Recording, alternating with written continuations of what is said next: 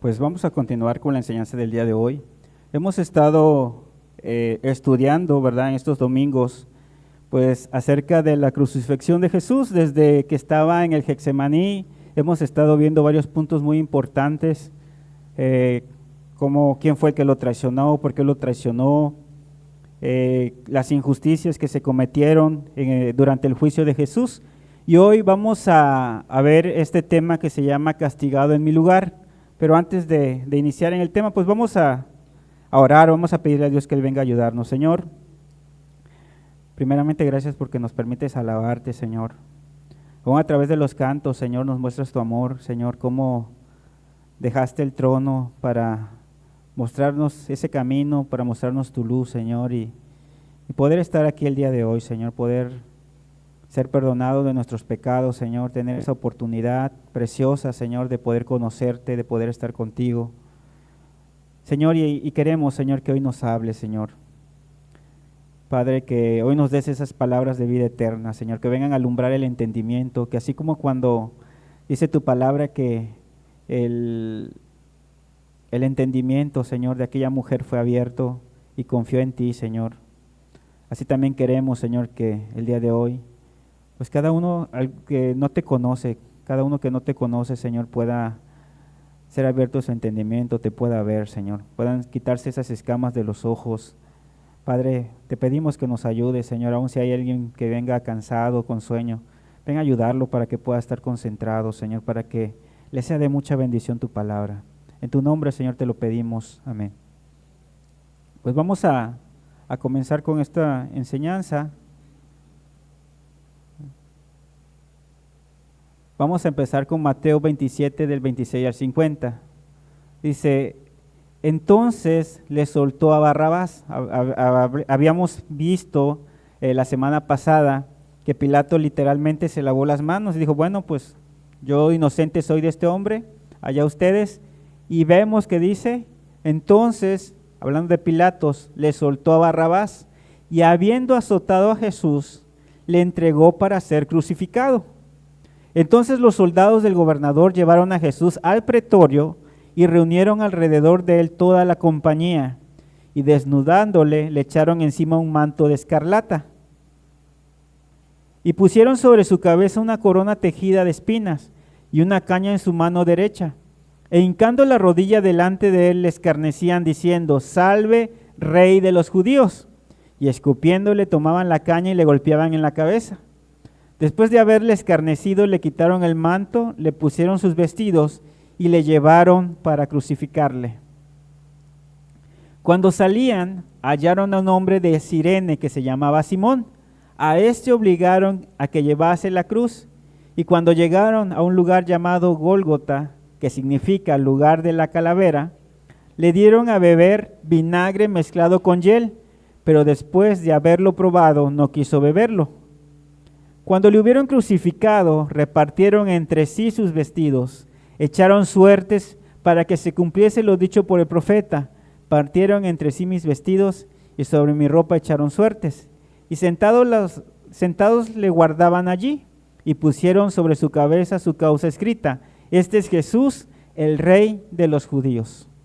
Entonces crucificaron con él a dos ladrones, uno a la derecha y otro a la izquierda. Y los que pasaban le injuriaban meneando la cabeza y diciendo, tú que derribas el templo y en 3 días lo reedificas, sálvate a ti mismo. Si eres hijo de Dios, desciende de la cruz. De esta manera también los principales sacerdotes escarnecían con los escribas y los fariseos, y los ancianos decían, a otro salvó, a sí mismo no se puede salvar. Si él es el rey de Israel, descienda ahora de la cruz y creeremos en él. Confío en Dios, líbrele ahora si le quiere, porque ha dicho, soy hijo de Dios. Siguiente. Dice, lo mismo le injuriaban también los ladrones que estaban crucificados con él. Y desde la hora 6 hubo tinieblas sobre toda la tierra hasta la hora 9. Cerca de la hora 9, Jesús clamó a gran voz diciendo, Elí, Elí, lama sabactani. Esto es, Dios mío, ¿por qué me has desamparado? Algunos de los que estaban allí decían al oírlo, a Elías llama este. Siguiente. Y al instante, corriendo uno de ellos, tomó una esponja y la empapó de vinagre y poniéndole en una caña le dio a beber. Pero los otros decían: deja, veamos si viene Elías a librarle. Mas Jesús, habiendo otra vez clamado a gran voz, entregó el espíritu. ¿Sí? Vamos a ver precisamente de estos pasajes que acabamos de leer, vamos a ir analizando cada punto para que podamos ir entendiendo un poquito mejor. Vamos en la siguiente. Dice, punto número 1, dice que fue azotado. Ahí simplemente dice que lo azotaron y de ahí se lo llevaron los de la guardia. Pero yo creo que veamos cuál era el azote o el instrumento con el látigo que utilizaban los romanos para azotar a aquellos que estaban condenados a la crucifixión. Vamos a ver en el siguiente, dice, utilizaban un látigo llamado flagrum, también conocido como flagellum o azote. Este estaba compuesto de bolas de metal, le ponían huesos afilados y a veces también le ponían vidrios, ¿sí? Entonces, estaba diseñado para infligir el máximo daño posible y era una forma brutal de tortura, ¿sí? A menudo se utilizaba antes de la crucifixión, ¿sí? ¿Qué daños podía causar este látigo? Vamos a verlo. Siguiente.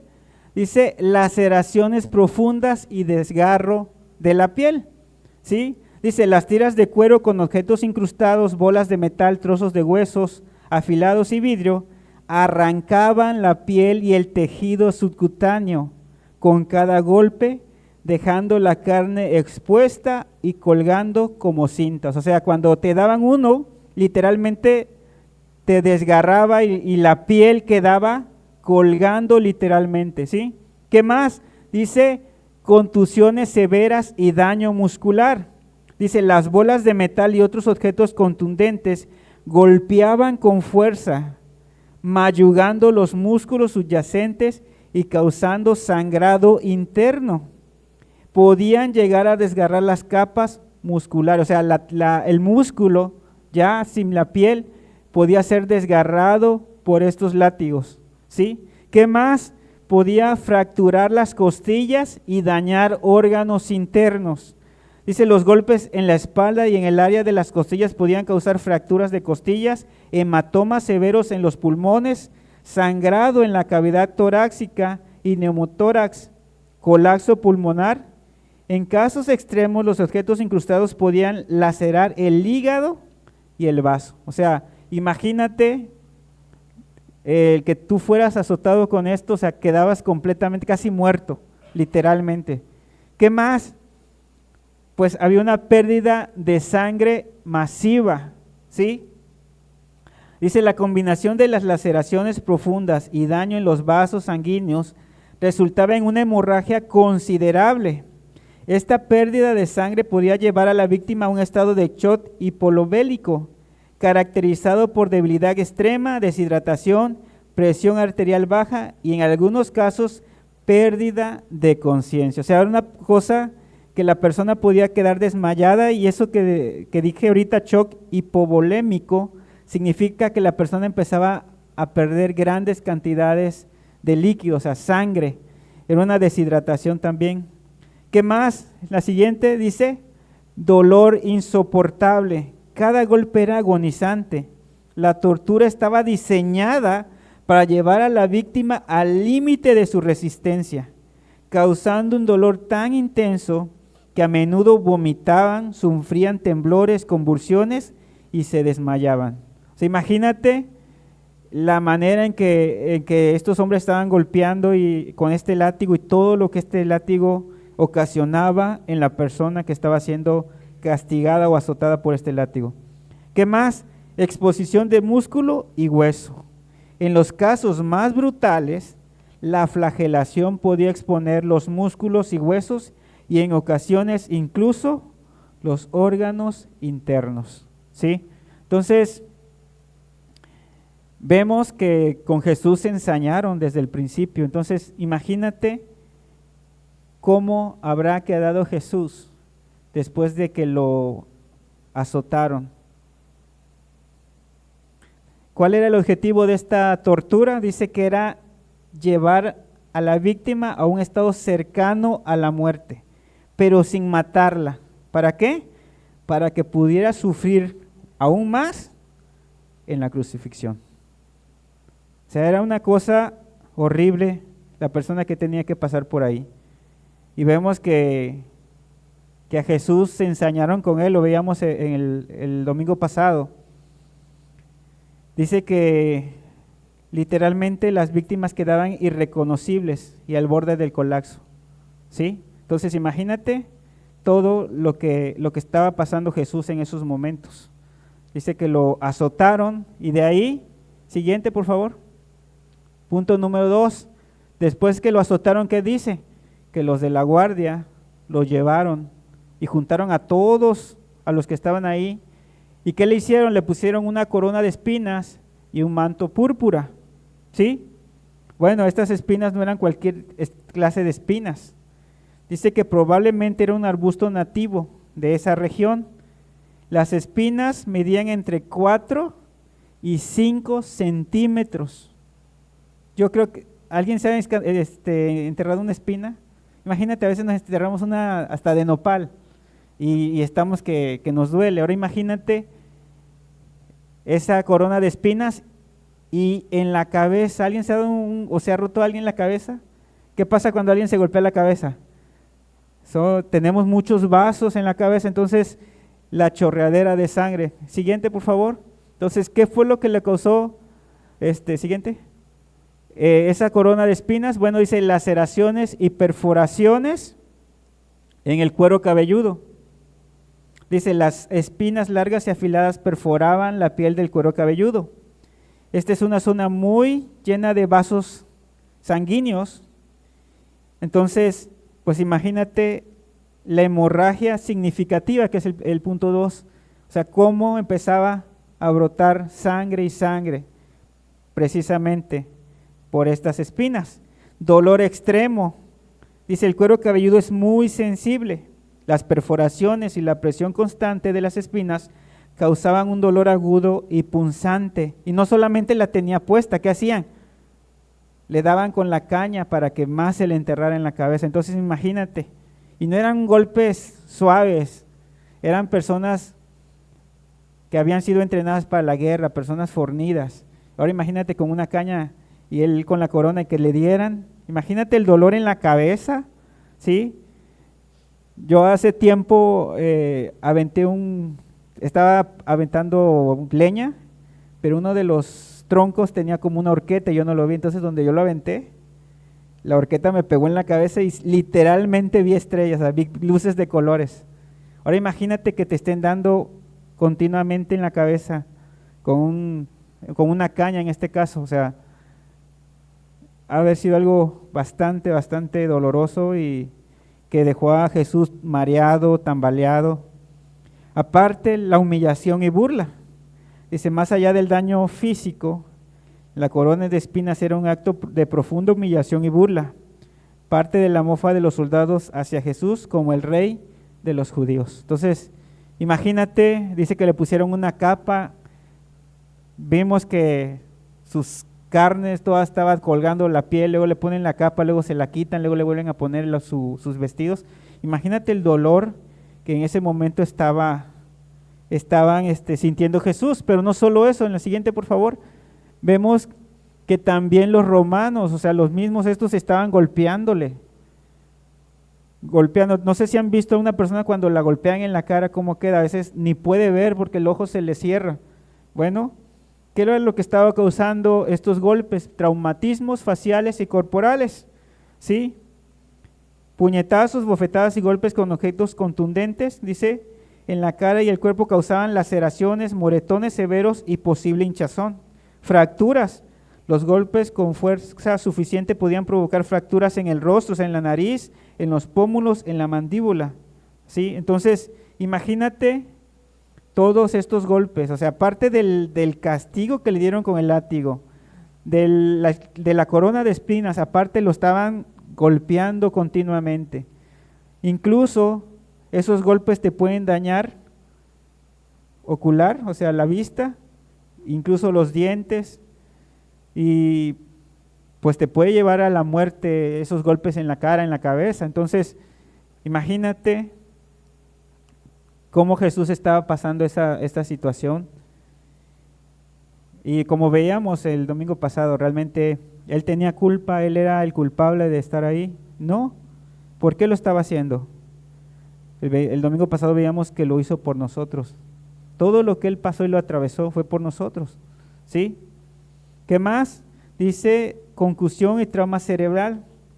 Dice golpes repetidos en la cabeza, especialmente si eran fuertes, podían causar conmoción cerebral, lo que podría llevar a desorientación, confusión, mareos, náuseas y pérdida del conocimiento. Ahora imagínate más la debilidad que ya traía Jesús. Deterioro físico general. La siguiente. Deterioro físico general, ¿sí? Dice, cada golpe sumaba al estado del debilitamiento extremo de Jesús.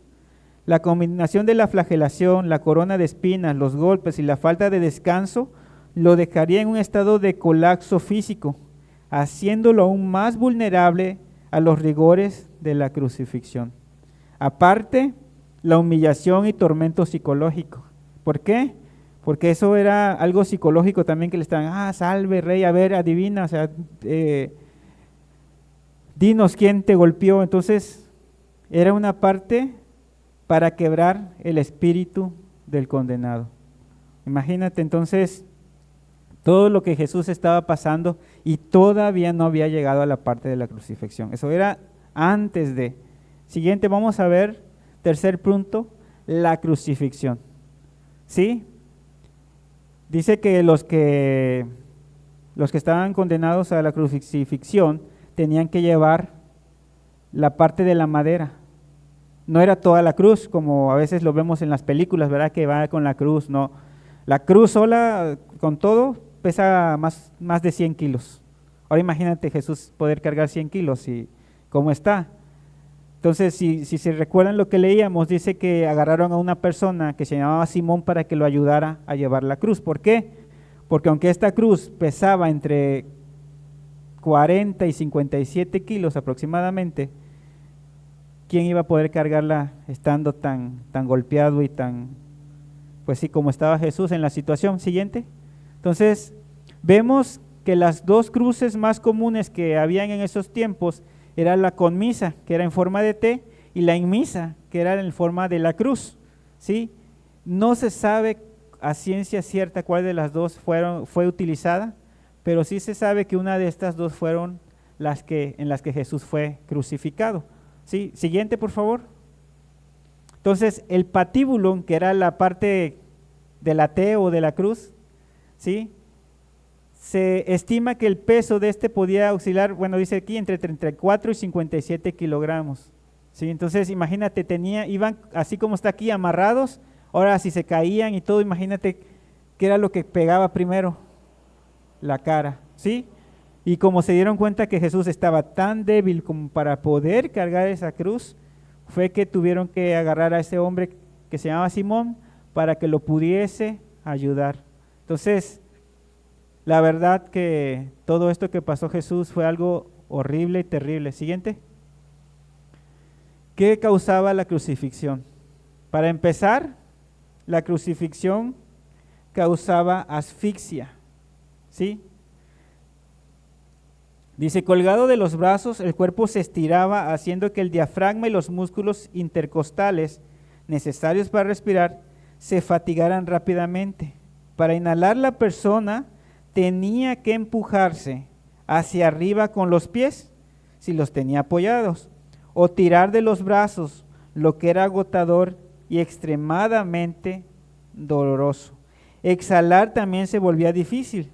Gradualmente la capacidad pulmonar disminuía, llevando a una acumulación de dióxido de carbono y una falta crítica de oxígeno, lo que finalmente provocaba la asfixia. O sea, para que la persona pudiera respirar, se tenía que empujar con los pies o levantarse con las manos. Pero acuérdense qué tenían en los pies y en las manos, clavos. Y ahorita vamos a ver en dónde ponían los clavos, ¿sí? Porque la parte en que la ponían te dañaba nervios. Entonces, cada que tú querías moverte, era un dolor insoportable, pero si no te movías, tampoco podías respirar. Entonces, la verdad que la cruz estaba diseñada para un tormento realmente. Era un tormento estar ahí. Shock hipovolémico. Dice la flagelación previa y las heridas causadas por los clavos y el roce constante contra la madera áspera provocaban una pérdida significante de sangre y líquidos corporales. O sea, esto que vemos aquí, ¿no crees que lo dejaban bien lisito y así como lo vemos, verdad? Que lo ponen hasta barnizado, ¿no? Era todo lleno de astillas, todo rasposo, y ahí ponían a la persona, imagínate el dolor después de que estaba todo sangretado. Entonces era un dolor tremendo, ¿sí? Entonces imagínate todavía levantarse y toda la espalda literalmente se raspaba en esa madera. Entonces imagínate el dolor que estaba pasando Jesús, ¿sí? ¿Qué más? Dice que podía causar infección o sepsis. ¿Por qué? Pues porque los clavos. No pienses que los clavos estaban estaban llenos de óxido. Entonces, imagínate todo, incluso podía darle ahí una fiebre tremenda, estar en la cruz con fiebre, todo sintiéndose mal. Entonces, la verdad que era un tormento, era algo muy, muy terrible. Fallo cardíaco, ¿por qué? Pues imagínate tanta sangre, ¿sí? Todo el líquido que perdía. Entonces, dice que literalmente podía provocar una ruptura del corazón, o sea que el corazón literalmente se abriera. Dice, especialmente si el individuo ya tenía una condición cardíaca preexistente. Entonces, dice que esto se ha propuesto como una posible causa de la muerte de Jesús, basándose en la descripción bíblica del agua y sangre que salió de su costado. O sea que literalmente el corazón de Jesús colapsó, ¿sí? Deshidratación extrema. Al estar colgado al sol durante horas sin acceso a agua, la víctima sufrió una deshidratación severa, lo que contribuía al shock y al fallo de los órganos, ¿sí? ¿Qué más? Hemorragia interna. Los daños internos causados por la flagelación, las fracturas de costillas, laceraciones de órganos internos, podían provocar hemorragias internas que contribuían a la pérdida de sangre y al shock. Dice, en resumen, la crucifixión era un proceso agonizante que combinaba asfixia, pérdida de sangre, shock, agotamiento y deshidratación, llevando a una muerte lenta y tortuosa que podía durar desde varias horas hasta varios días ahí, dependiendo de la condición física de la víctima y la forma exacta de la crucifixión. ¿Por qué a Jesús no le quebraron los huesos de las piernas? Porque ya había muerto. Algo que vemos que Jesús no duró mucho tiempo, o sea, no duró más de un día, por lo que podemos asumir que el castigo que le dieron, tanto cuando lo flagelaron, los golpes, lo dejaron completamente casi muerto. O sea, él ya no iba a aguantar demasiado en esa cruz. ¿Qué más? Aparte, pues como te decía, también los clavos. ¿Qué hacían los clavos? Para empezar, los romanos sabían en dónde tenían que meter los clavos. No los metían en las manos como muchas veces vemos que ahí, porque no aguantaría el peso del cuerpo.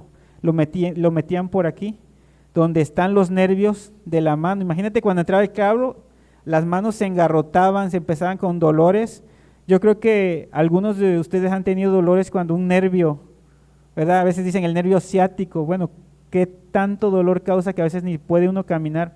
Ahora imagínate que los nervios de la mano estaban siendo lastimados por estos clavos, ¿sí? Los clavos, dice, eran de hierro grandes y afilados, aproximadamente de 13 a 18 centímetros de largo y 1 centímetro de grosor. Producían dolor agudo y agonizante instantáneamente, ¿sí? Que ocasionaban daño nervioso severo, ¿sí? Los clavos no se insertaban en la palma de la mano, ¿sí? Se clavaban a través de los huesos del carpo, o sea, la muñeca, entre los huesos del antebrazo, radio y cúbito. Dice, esta perforación casi inevitablemente lesionaba o seccionaba el nervio mediano o el nervio cubital, dos de los principales nervios de la mano. La tensión de estos nervios causaban dolor neuropático, o sea, ardor, sentías que te punzaba, descargas eléctricas, ¿sí? Entonces era una cosa que estaba siendo constante y ahora de ahí te tenías que levantar para poder agarrar aire. ¿Qué más? ¿Sí? En los pies, los clavos se insertaban a través del empeine del pie entre los huesos metatarsianos. Esto dañaría los nervios peroneos profundos y superficiales, así como los nervios plantares, causando también un dolor neuropático excruciante que se extendía por toda la pierna. O sea, imagínate el dolor que tenían ahí. ¿Qué más? Pues había sangrado, infecciones por los clavos. Entonces, ¿qué más? Para poder, como te decía, para poder respirar, esos eran sus puntos de apoyo. O sea, los clavos eran los puntos de apoyo para poder respirar. Entonces, imagínate el peso. O sea, los que estaban delgados, pero ahora imagínate uno así como yo, más llenito, imagínate, el poder levantarse era algo horrible. Y fijación inmovilizante, o sea, no podía moverse a causa de los clavos.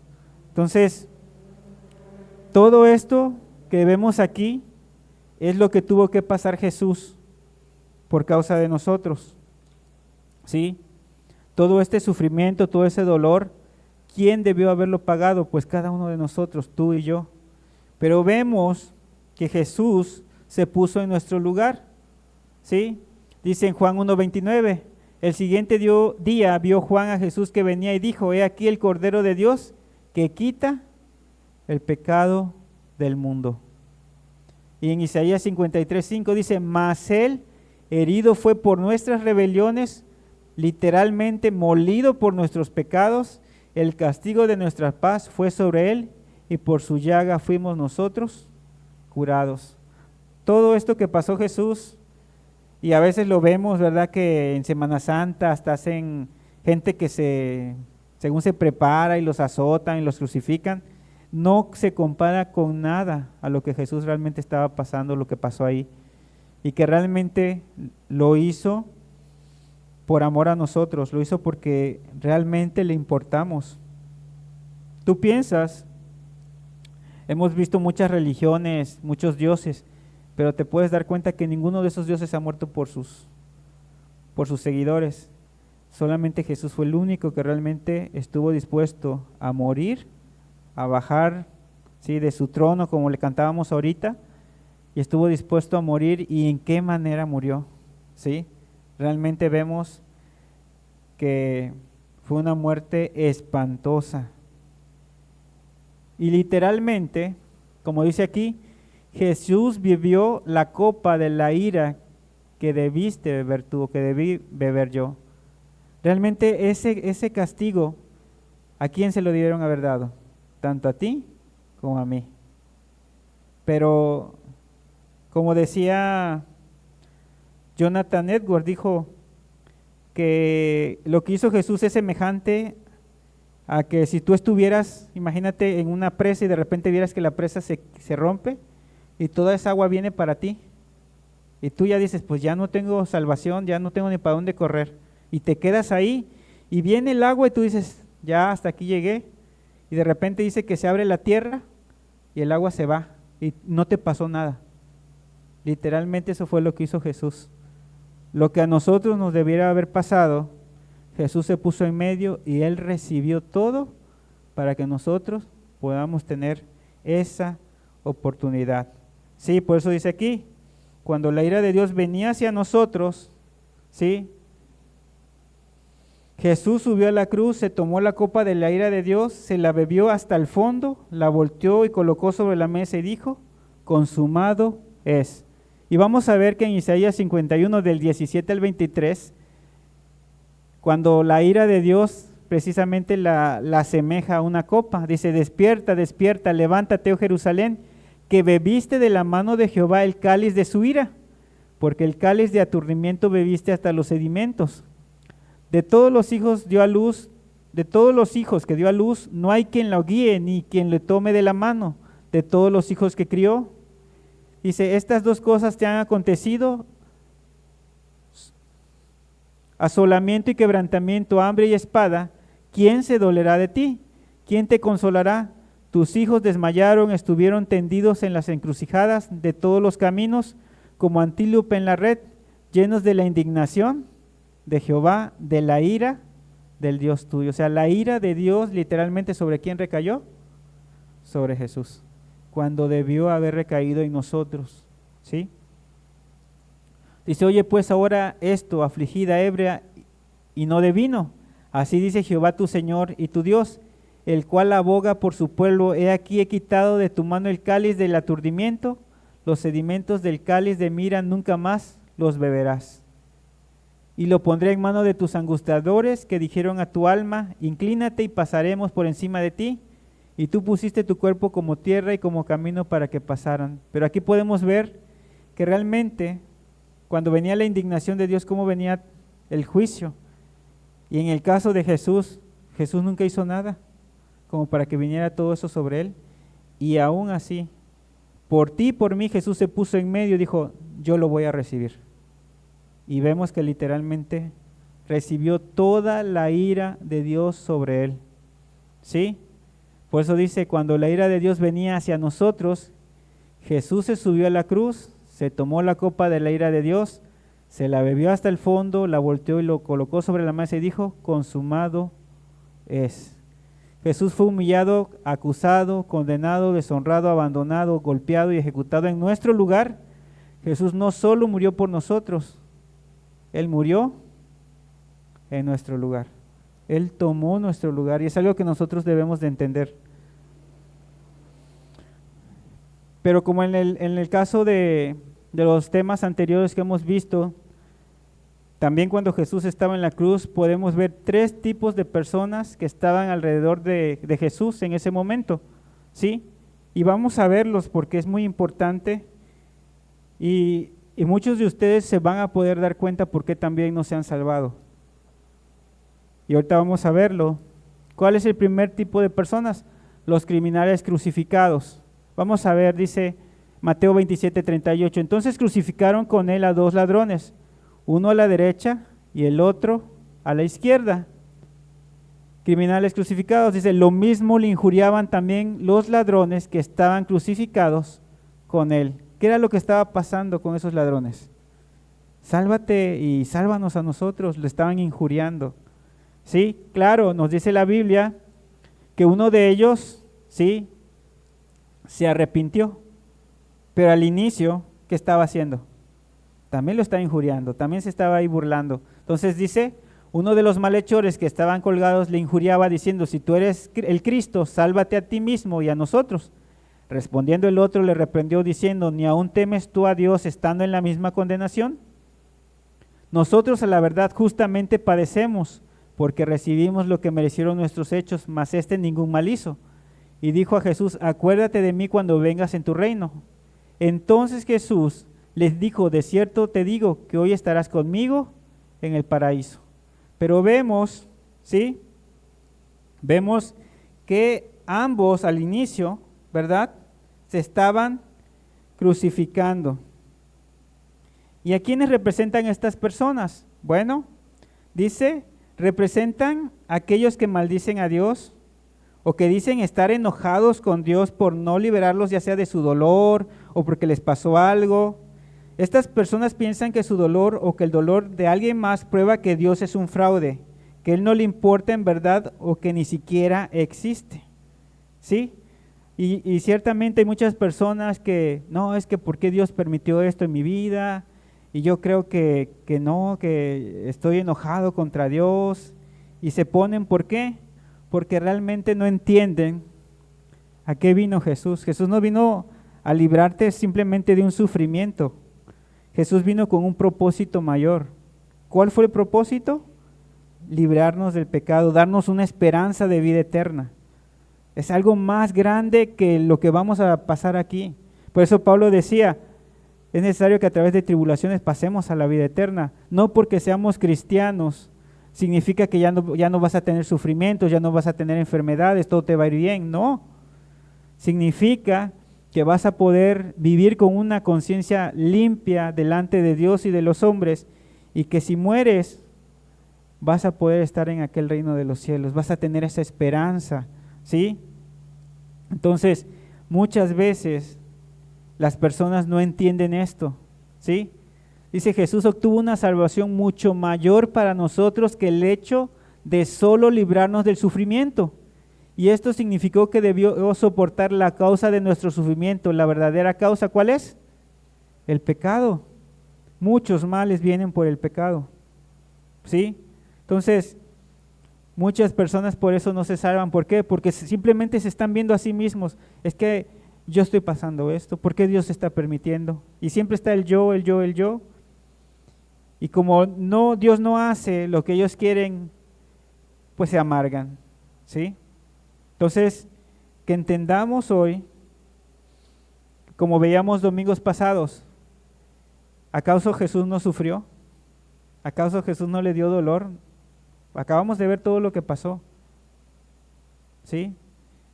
Si ese hubiera sido el plan de que nosotros no sufriéramos, pues yo creo que Jesús tampoco hubiera sufrido, ¿sí?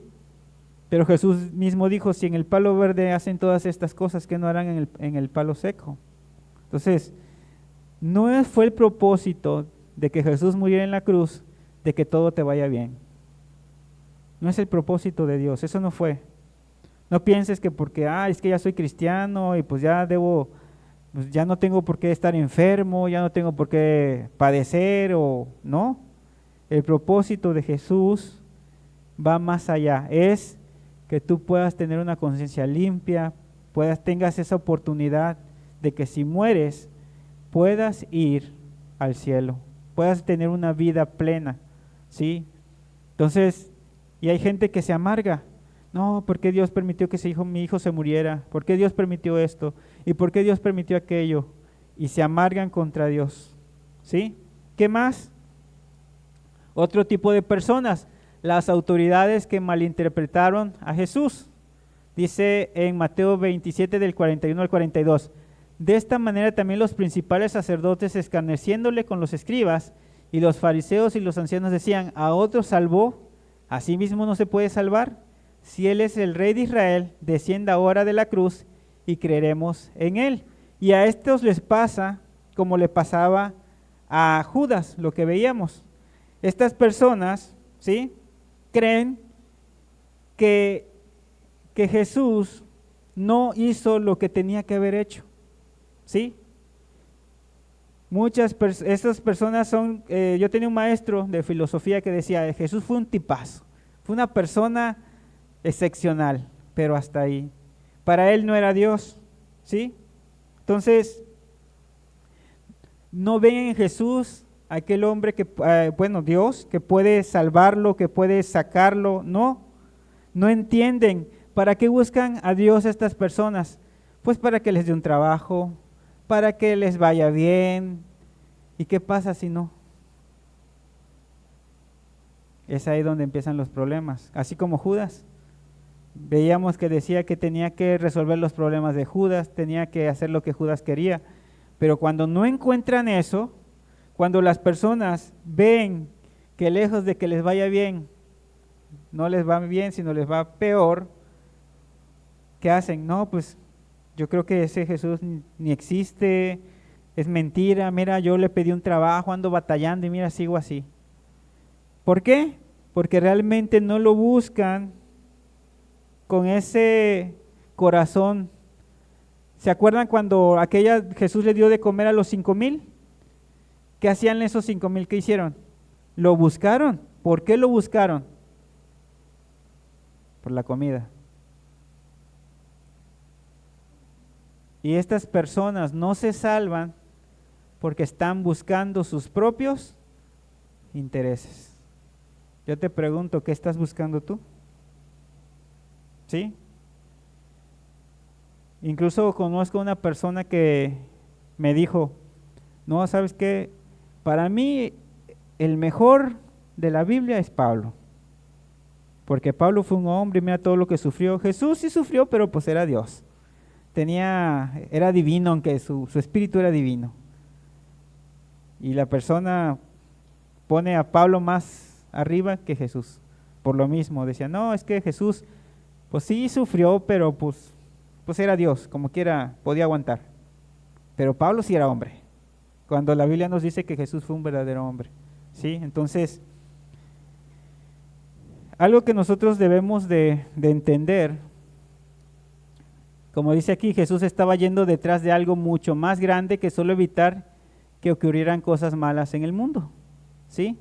Lo primero, y en lo cual nosotros podemos estar seguros de que Jesús no falló ni nunca nos va a fallar, es que dice que cerca de la hora novena Jesús clamó a gran voz diciendo, Elí, Elí, lama sabactani, esto es, Dios mío, ¿por qué me has desamparado? Si nosotros nos acordamos, en el Salmo 22 están estas mismas palabras y está todo el sufrimiento de Jesús explicado paso por paso. ¿Qué significa? Que hacía 1000 años que ese salmo se había escrito. ¿Qué podemos ver de esto? ¿Sí? Que la muerte de Jesús no fue algo que pasara por casualidad, sino que Dios ya tenía un propósito con eso. O sea, era un propósito de Dios, ¿sí? Salmo 22:1 dice, Dios mío, ¿por qué me has desamparado? Este salmo fue escrito 1000 años antes de Jesús. La muerte de Jesús no fue un accidente, Dios lo abandonó como parte de un plan más grande, uno que finalmente traería una mayor victoria, una victoria mayor que la simple liberación del sufrimiento, una victoria que dejaría la muerte misma de cabeza. ¿Por qué? Porque cuando Jesús te salva, tú tienes una vida eterna, tú tienes una esperanza verdadera. Entonces, no es el motivo de la salvación, de la crucifixión de Jesús, que tú tengas un buen trabajo, una casa y que todo te vaya bien. Ese no es el motivo. El motivo es que tú puedas tener una salvación y le puedas conocer a Él. Ese es el motivo, ¿sí? ¿Qué más? Segundo, lo segundo que clamó en la cruz. ¿Qué fue lo segundo que clamó? Dice, cuando Jesús hubo tomado el vinagre, dijo, consumado es. Y habiendo inclinado la cabeza, entregó el espíritu. ¿Qué significa esa palabra? En griego significa telestai, tetelestai, ¿sí? Y escribían esa palabra en los recibos cuando se saldaba una deuda en su totalidad. Cuando Jesús murió, clamó tetelestai, está pagado, consumado, completo. O sea, Dios dio el pago por ti y por mí. Ese fue el motivo. Cuando dijo consumado es, fue porque Él estaba cumpliendo, pagando por nosotros, para que pudiéramos tener esa oportunidad. ¿Sí? ¿Qué más? Dice en Mateo 27:51, he aquí, el velo del templo se rasgó de dos, de arriba abajo, y la tierra tembló y las rocas se partieron. Este velo separaba a las personas de Dios. Incluso los sacerdotes solamente el sumo sacerdote podía entrar a ese lugar. Ni siquiera los otros sacerdotes podían hacerlo, ¿sí? Entonces había una separación entre Dios y los hombres. Si una persona quería acercarse a Dios, tenía que ir al templo, ¿sí? Ofrecer un sacrificio, y era el sacerdote el encargado de hacer todo eso. No era la persona directamente. Y vamos a ver que el velo en griego es poreket. El velo era una cortina de unos 10 centímetros de espesor. Imagínate esa cortina. En hebreo se llamaba poreket, que literalmente significa desconectar. Es lo que desconectaba a la gente de la presencia de Dios. Cuando Jesús clamó consumado es, esa barrera fue rasgada de arriba abajo, demostrando que era obra de Dios, no del hombre. O sea, que ahora tenemos esa libertad para acercarnos a Dios, ¿sí? Entonces, ¿cuál fue el propósito de que Jesús viniera a morir? Poder acercarnos a Dios, poder librarnos de esos pecados que a veces andamos arrastrando. El Evangelio no trata del hombre elevándose para alcanzar a Dios, sino de Dios descendiendo para así alcanzar al hombre. A través de su muerte Jesús despejó el camino hacia Dios. Antes de rechazar a Jesús, comprende la salvación y lo que él está buscando. ¿Sí? Jesús dijo, yo soy el camino, la verdad y la vida, y nadie viene al Padre si no es por mí. Y ese camino Jesús los despejó para que nosotros podamos tener esa oportunidad.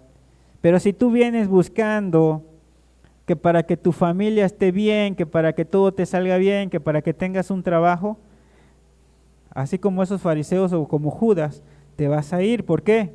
Porque ese no es el propósito. Por eso dice aquí, entiende, comprende qué era lo que la salvación estaba buscando. ¿Sí? Entonces, comprendamos realmente qué es lo que Jesús quiere. ¿Por qué? Porque si tú vienes buscando como aquellos 5,000 solamente que Dios te esté dando comida, que Dios te esté dando bendiciones, el día que Dios no te las dé, ese día dejas de buscar a Dios. ¿Sí? ¿Qué más? Las terceras personas serían los forasteros que lo adoraron. Dice Mateo 27:54, el centurión y los que estaban con él guardando a Jesús, visto el terremoto y las cosas que habían sido hechas, temieron en gran manera y dijeron, verdaderamente este era hijo de Dios. ¿Quiénes fueron los que dijeron? Los romanos.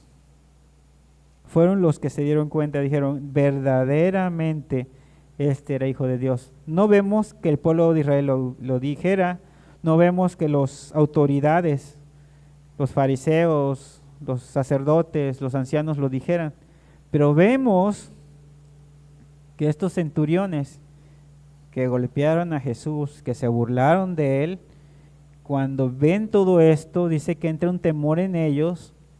¿Y qué dicen? Verdaderamente este era hijo de Dios. Entró temor en ellos. Entonces, y ellos eran los que lo habían crucificado. ¿Sí?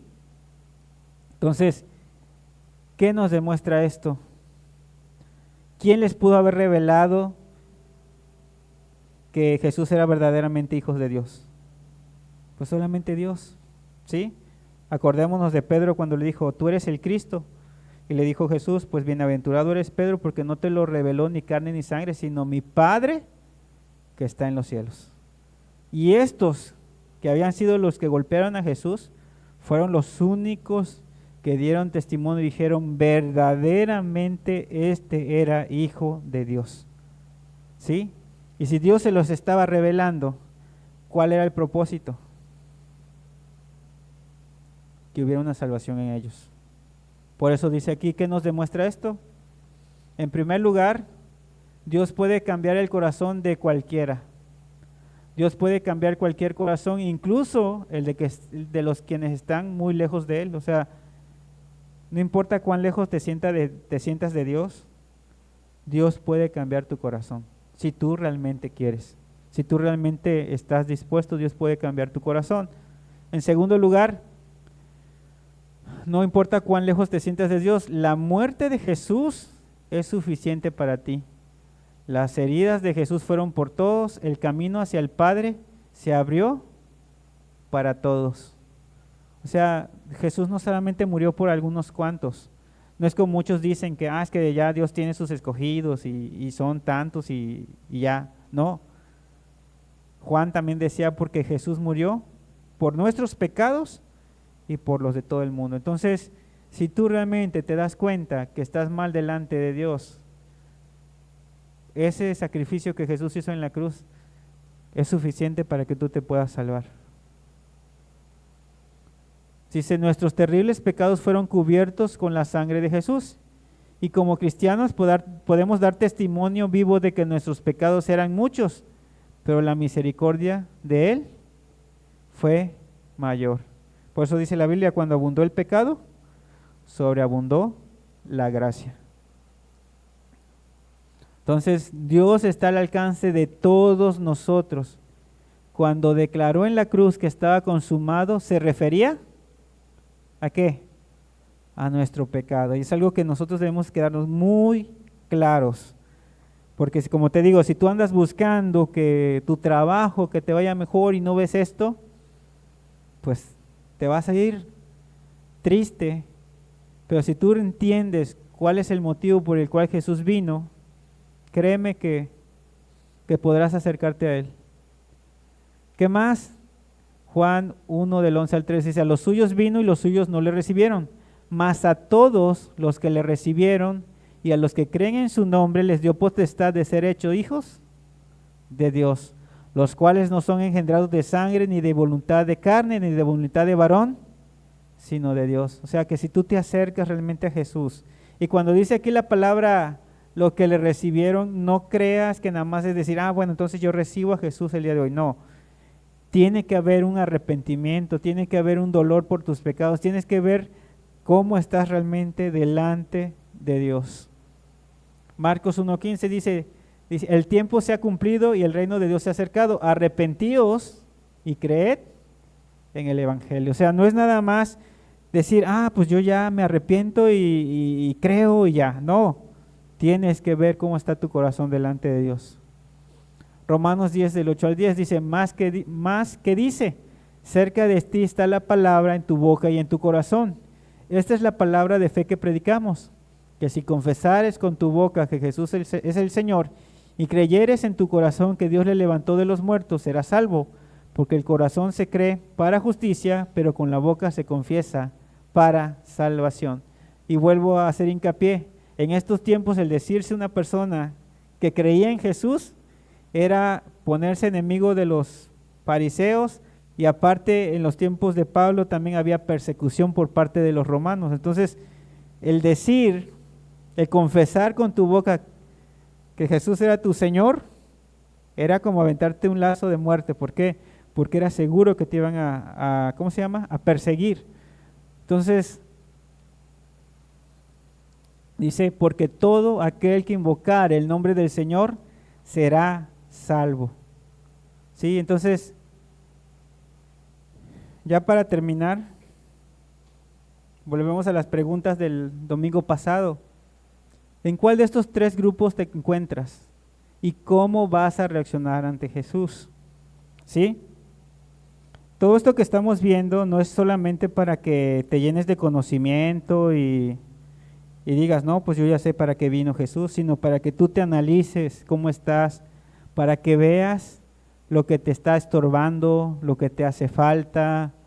A lo mejor, como te decía, tú estabas como aquellos ladrones, a lo mejor estás amargado con Jesús porque algo pasó en tu vida y tú piensas que es injusto, pero realmente, como vemos aquí, no es el propósito de Dios, no fue el propósito de Dios que todo te vaya bien. ¿Sí? No es el propósito. Entonces, que no seas como los fariseos que solamente se burlaban de Dios, que no entendían, ¿sí? Que no entendieron cuál fue el propósito por el cual Jesús vino. Que no andes buscando solamente cosas para ti, que un trabajo, que me vaya bien, yo soy el hijo del rey, porque tengo que vivir de esta manera, yo voy a ser cabeza y no cola, y un montón de cosas que agarran muchas doctrinas, sino que realmente puedas ir a Jesús. Él vino para salvarte de tus pecados. Él vino para que tú puedas vivir en una vida verdaderamente limpia, puedas tener esa paz que solamente Dios da, ¿sí? Muchas veces la persona dice, es que no puedo salir del pecado. Bueno, Dios tiene el poder para sacarte de ese pecado. Pero, ¿cómo vas a reaccionar? ¿Qué vas a hacer tú? ¿Sí? Eso es lo más importante, que no te quedes en las mismas. ¿De qué te sirve que entiendas si no vas a aplicarlo ni lo vas a poner por obra? ¿De qué te sirve que te quede claro si no vas a hacer nada para cambiar? Entonces, medita, busca, ¿sí? No te quedes simplemente acomodado, conformado. En tu casa empieza a buscar a Dios, empieza realmente a escudriñar la palabra, ¿sí? Y si Dios realmente ve que hay esa intención, ese corazón, Dios te va a ayudar. Y cuánta misericordia ha tenido Dios que hasta este momento, aunque muchos de ustedes lo han buscado de esa manera, Dios no los ha cortado. Aún Dios tiene paciencia con cada uno de nosotros, ¿sí? Entonces vemos su amor, la paciencia tan grande que Dios ha tenido. Entonces, pues vamos a orar, vamos a pedirle a Dios. Señor, gracias por tu palabra, Señor. Vemos, pues lo que tú pasaste en la cruz no fue nada fácil. Literalmente, Señor, fuiste molido por nuestros pecados. Fuiste golpeado salvajemente, Señor. Pero todo lo soportaste por amor a nosotros. Es por eso, Señor, que podemos estar confiados que aunque pasemos situaciones difíciles, Señor, porque tanto cristianos como no cristianos las pasamos, pero sabemos, Señor, que los que te conocemos, Señor, sabemos que tú siempre vas a estar ahí, Señor. Que tú permitiste, Señor, pasaste todas estas cosas, quedaste solo, Señor, pero que nosotros no lo estamos porque tú siempre estás con nosotros.